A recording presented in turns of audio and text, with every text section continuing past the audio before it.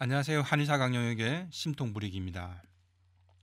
우리가 살면서 아프지 않을 수가 없고 아프면 또한 의사를 찾아가서 도움을 받아야 합니다. 저 또한 아프면 다른 의사들의 도움을 받습니다. 당장 저희 가족들도 마찬가지죠. 의사도 어느 순간에 환자가 되고 또 환자분들도 한두 달이 건너면 가족이나 지인들 중에 의사가 있죠. 그럼에도 불구하고 의사와 환자 사이에는 서로 불신이라는 벽이 가로막고 있는 경우가 많습니다. 시체말로 의사는 차고 넘치지만 믿을 만한 의사가 없다고 하소연하기도 합니다. 그래서 오늘 주제는 좋은 의사 만나는 법 혹은 의사 사용 설명서입니다. 하지만 이는 의사뿐만 아니라 좋은 스승이나 친구 혹은 좋은 거래처와 고객을 만나는 원리와도 다르지 않다고 봅니다.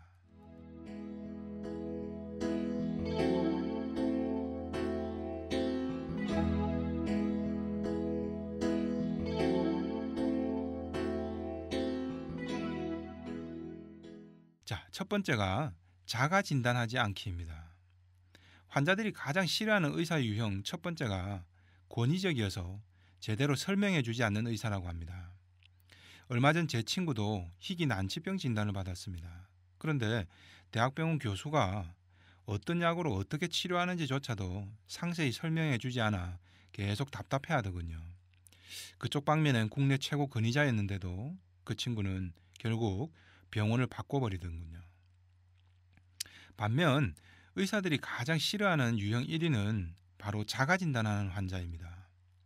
자신의 병이 무엇인지 이미 다 안다는 식으로 말하고 이렇게 저렇게 치료해달라고 아예 의사에게 치료 방법이나 계획까지 지시하듯 언급하기도 합니다. 워낙 인터넷이나 매스컴에 의료 정보들이 넘치다 보니 그런 경향은 날로 심해집니다. 의사의 판단을 차분히 들어보기보다는 자신이 마치 의사인 양 성급함을 드러내기도 하죠. 특히 소민들은 하나를 들으면 열을 안다고 착각하는 이른바 탐심이 강해지기 쉽습니다. 그런데 의사들은 이런 환자를 제일 싫어한다는 거죠. 실제 의사가 바른 설명을 해줘도 못 받아들이고 오히려 기분 나빠하는 경우도 많습니다. 이런 경우는 답이 없죠. 결국 환자는 좋은 진료를 못 받게 됩니다. 이는 의사 환자 관계만은 아닐 겁니다. 누군가를 가르치거나 누군가에게서 배울 때도 마찬가지입니다. 제일 힘든 유형이 자신이 아는 척을 다 해버리는 경우죠. 이들은 딱 가르쳐 주기가 싫어집니다. 두 번째는 무례입니다. 이는 의사나 환자 양쪽 다 마찬가지입니다. 10대나 심지어 초등생 환자라도 꼬맹이 취급을 하면서 하대하는 것은 의사로서 바람직하지 못합니다. 이들에게도 반드시 경어체를 쓰는 것이 좋고 그래야 자신이 존중받는 느낌을 갖습니다. 그래야 낯선 의사이지만 신뢰할 수 있게 되고 자신의 부모에게도 말하지 못한 어려움과 속내도 털어놓게 됩니다. 이는 환자도 마찬가지입니다. 종종 중장년이나 노년층 환자분들이 젊은 의사들을 처음 대할 때 무례한 경우들이 많죠. 농담처럼 은근히 돌려서 말해도 듣는 사람은 말하는 사람의 무의식을 느끼기 때문에 불쾌합니다. 의사를 불쾌하게 만들어서 환자가 좋은 진료를 받을 확률은 떨어지겠죠. 환자든 의사든 나이가 젊고 어려도 서로 존중하는 매너 속에서 신뢰관계가 형성될 수 있습니다. 세 번째는 훅가시 잡지 않기, 허세 부리지 않기입니다. 환자분들 중에는 오늘 어디가 불편하세요? 라고 질문하는데 자신이 저 아픈 곳은 전혀 말하지 않고 뜬금없이 엉뚱한 서설만 한참 늘어놓는 분들도 있습니다. 예컨대 나만 잘 치료하면 내 주변에 아픈 사람이 많은데 다 데려올 거다라고 말합니다. 자신을 좀 잘 대접해달라는 거죠.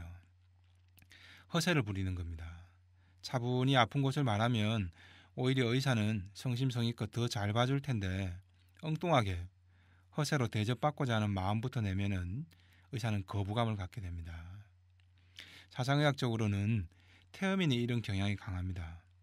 음덕을 베풀면서 천천히 친해지는 것이 원래 성정에 맞는데 처음 가는 곳에서도 금방 대접부터 받으려 하는 것이죠. 이를 태음인 치심이라고 하는데요. 치심을 접한 상대는 불쾌감을 느끼기 마련입니다.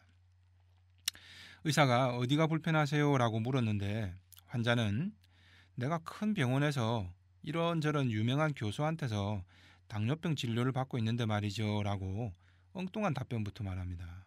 그러면 아 그러세요? 근데 오늘은 어디가 불편하세요? 라고 다시 묻게 됩니다.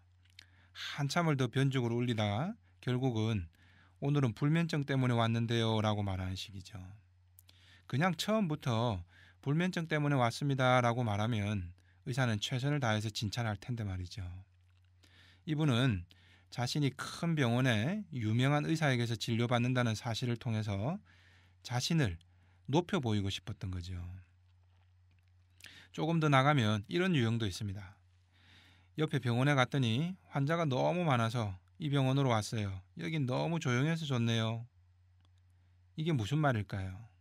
이런 환자분들의 무의식을 번역해드리면 내가 바로 옆에 다른 병원으로 갈 수도 있었는데 대기 환자도 많지 않은 당신한테 왔으니까 나를 잘 떠받들어 모셔라 이런 내용인 겁니다. 또 환자분들 중에는 대뜸 내가 어디 대학 교수인데요 라는 식으로 자신의 신분부터 밝히는 분들도 있습니다. 조금 더 대접받으려다 오히려 의사에게는 밉상으로 찍힐지 모릅니다. 네 번째는 과장하지 않기입니다. 환자분들 중에는 자신이 아프고 불편한 것을 너무 과장해서 말하기도 합니다. 그래야 의사가 더 관심을 많이 갖고 더 잘 치료해 줄 것 같은 그런 계산 때문이죠. 소양인들이 특히 이런 착각을 많이 합니다. 그런데 이런 계산이 오히려 화를 부르기도 합니다. 예를 들어 어깨 통증 때문에 몇 년씩이나 아팠다라고 환자는 호소합니다. 그런데 그동안 어떻게 치료했나를 이렇게 들어보면 별로 치료를 하지 않았다고 말합니다. 의사는 어떻게 판단할까요? 이 환자는 저렇게 아프다고 호소하면서도 지금껏 치료는 제대로 하지도 않았구나. 저 환자는 치료할 의지가 별로 없구나 라고 생각하게 됩니다. 스스로 치료에 적극적이지 않은 환자에게 의사 혼자 최선을 다하고 싶은 마음이 간절해질까요? 영어회화 며칠 반짝 공부하고는 성적이 왜 이리 빨리 안 올라가냐고 투덜거리면 그런 학생을 선생님은 열심히 가르치고 싶을까요? 아니면 의지가 없는 학생이구나 싶어 미리 포기하고 싶어질까요? 진료도 마찬가지입니다. 또 치료받고 좋아져도 좋아졌다고 말하지 않는 환자분들도 있습니다.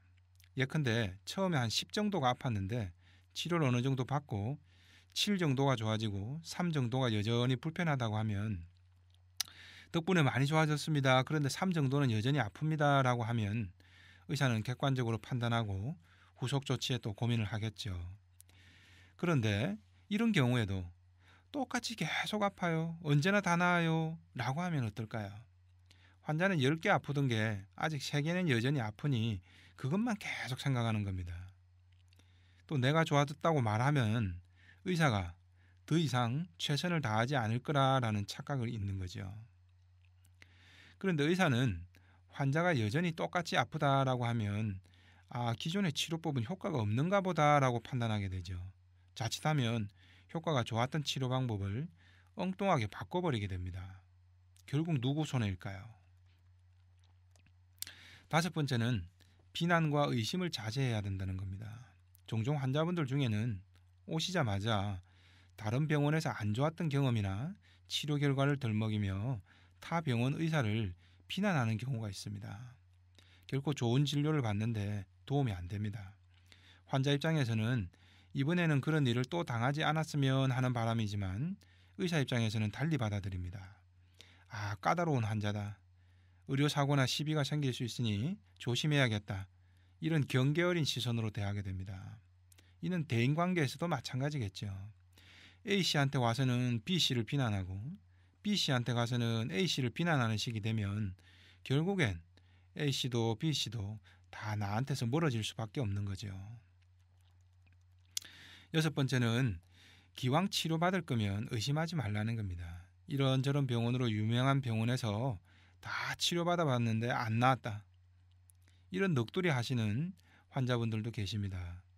하지만 지금 새로운 병원에 가서 그 의사에게 그런 넋두리를 하는 것은 아무런 도움이 안 됩니다. 유명한 병원에서 다 치료했는데도 안 나았다. 그런데 네가 제대로 치료할 수나 있겠냐? 의사에겐 이렇게 들립니다. 기왕에 치료할 거면 지금까지는 치료가 잘 안 됐지만 믿고 찾아왔으니 잘 부탁드립니다 라고 하면 의사도 기운이 나지 않을까요? 아니면 의사의 실력이나 평판이 영 의심스럽다면 그냥 나와버리면 됩니다. 그런데 굳이 그 의사한테 치료받을 거면서 상대의 자존심과 심기를 건드려 놓고 치료를 시작하는 건 현명하지 못한 거죠. 마지막으로 의사를 신나게 만들라는 겁니다. 칭찬은 고래도 춤추게 한다라는 격언처럼 의사를 춤추게 만드는 건 바로 환자의 칭찬입니다. 의사에게 뭐니 해도 최고의 칭찬은 치료 덕분에 많이 좋아졌다, 감사하다는 말이죠.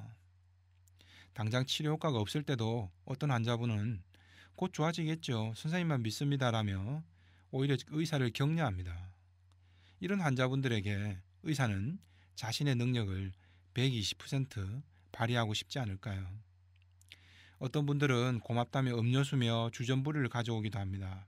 김장김치를 나눠주시기도 하고 산에 가서 도토리를 주어 목을 만들었다며 주시는 분들도 있습니다. 기분이 참 좋죠. 물질을 주고받아서가 아니라 자신을 신뢰한다는 메시지 때문이죠. 굳이 내 가족 중에도 의사가 있다라며 훅가시를 잡지 않아도 자신을 신뢰하고 자신을 칭찬하는 환자에게 의사는 더 최선을 다하고 싶은 게 인지상정이 아닐까요? 또 그런 신뢰는 제3의 다른 환자에게 피드백이 될 것이고 그로 좋은 인연은 계속 돌고 돌겠죠. 의사와 환자 관계를 자본주의적 측면에서만 접근하면 대립구도가 되기 쉽습니다. 그러나 의사도 언젠간 환자가 되고 환자 역시도 의사 입장에서 접근해 보면 오히려 더욱 좋은 진료를 받을 수 있습니다. 한마디로 좋은 의사가 되는 길은 환자의 입장에서 생각해 보는 것이고 좋은 환자가 되는 길은 의사 입장에서 생각해 보는 역지사지라 할 수 있겠죠. 그런데 이런 역지사지의 현명함은 과연 환자와 의사의 이런 관계에서만 적용되는 것일까요? 제가 위에서 말씀드린 경우들은 우리가 식당에서 밥을 먹으러 가도 혹은 상점에 물건을 사러 가도 카센터에 차를 맡기러 가도 다 마찬가지로 적용되는 사례일 겁니다.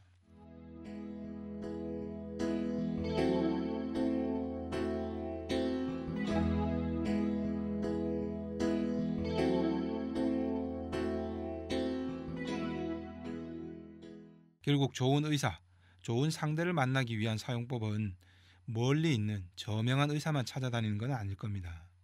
바로 내가 좋은 환자가 되면 평범한 의사도 좋은 의사로 만들 수 있지 않을까요? 좋은 스승과 선배를 만나는 방법이나 좋은 배우자와 벗을 만나는 방법 다 마찬가지가 아닐까요? 이상 한의사 강용에게 심통부리기였습니다.